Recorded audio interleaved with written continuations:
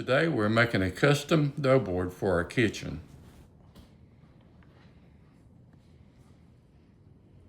Using the same method, we can make countertops, furniture tops, tabletops, and even cutting boards.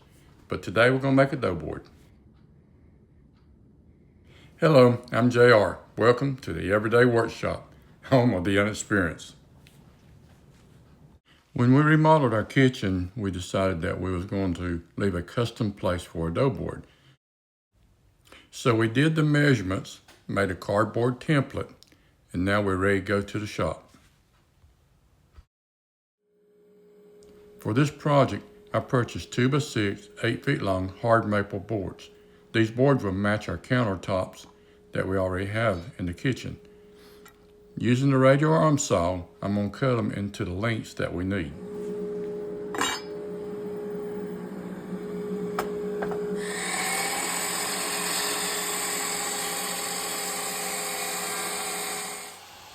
Now moving on to the table saw, we notice we have the guard over the blade. Safety first. We're going to cut these boards into 1-inch strips, get them ready to be glued together.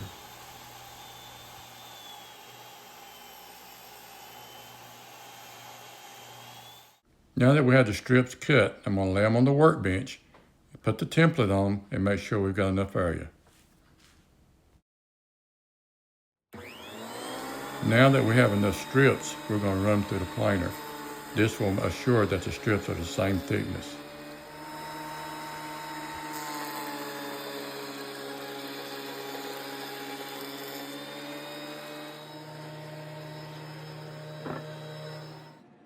Now that we have every strip planed, we're going back to the workbench. We're going to lay them out, get them ready for gluing. We're going to be using a waterproof glue. We just spread them out all over the boards and down the strips. When we get them spread out, we'll brush them. When you brush one side, stand them up, put them together. Each side will have glue on them equally. Now that we have the glue sides together, we just put on the clamps. I'm going to do these in sections, in 3 sections, because my planer is only a 12-inch, and I want to run them through the planer again to get it all smoothed up and the glue gone.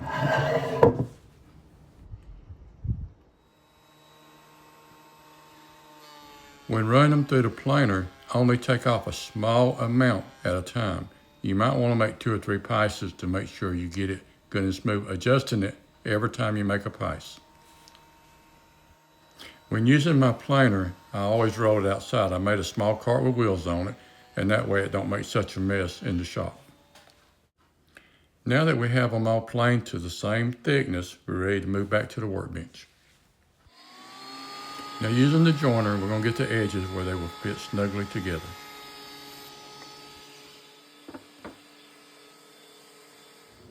Now we are clamping the 3 glued sections together, using several clamps to keep it straight.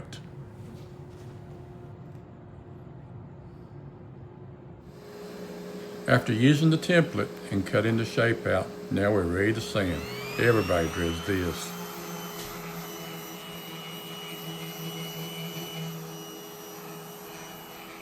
Using like a 220 grit to start off with and working your way up to a finer grit.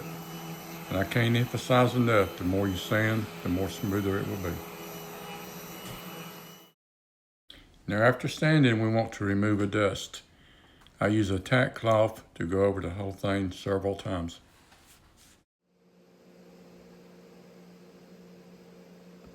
Using the router, we use a round over bit to round the edges.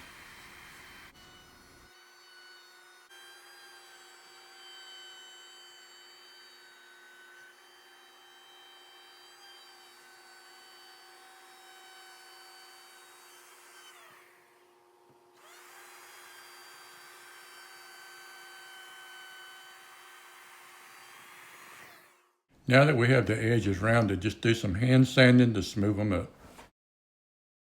Remember to do the top and the bottom. We want both sides equally smooth. After doing some hand sanding, then take some tack cloth and wipe it again. Now we're going to make the guards. This will help keep the flour contained on the board.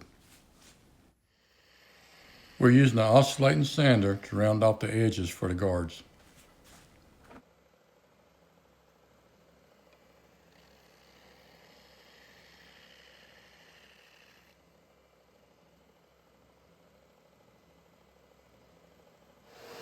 After rounding the edges with the router, now they're ready to install. We also made a guard for the bottom to hold it in place against the cabinet.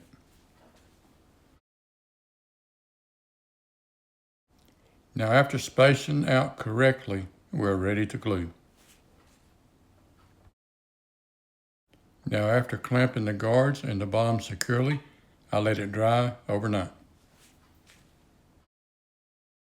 After drying overnight, we removed the clamps and done a light sanding around the edges. It fits, looks good. Let's try it on the countertop. When placed on the countertop, the apron guard works great. It left enough clearance for the drawer to open under it. The guards on top look nice.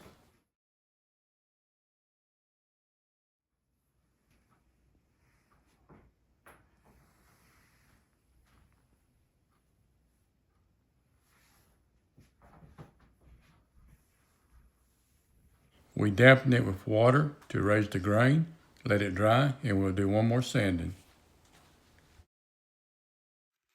Now we're doing the final sanding. Remember to sand with the grain, not across. It could leave some scratches. Lastly, we're doing the oiling. I chose a food-grade mineral oil.